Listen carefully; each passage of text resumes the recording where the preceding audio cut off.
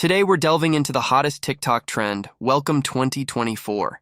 This is the latest trend video on TikTok, and we are going to show you step by step on how to create your video. First things first, ensure you have the CapCut application installed. If not, head over to your App Store or Google Play Store, download the application. It's free. Also, make sure to update TikTok to the latest version for a seamless experience. Now, launch the TikTok application and search for Template CapCut Profile.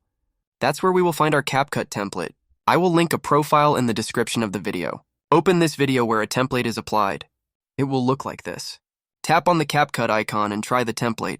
Select Use Template in CapCut and voila! You're now in the CapCut application, where you can get a sneak peek of how your video will look. Hit that Use Template option, and you'll be directed to your photo gallery, where you're going to choose your photos and videos. After adding your CapCut work its magic. And there you have it, the ultimate TikTok trend using CapCut. Keep in mind, you can also use your video for Instagram Reels. If you found this tutorial helpful, give it a thumbs up, subscribe for more content, and share your CapCut creations with me.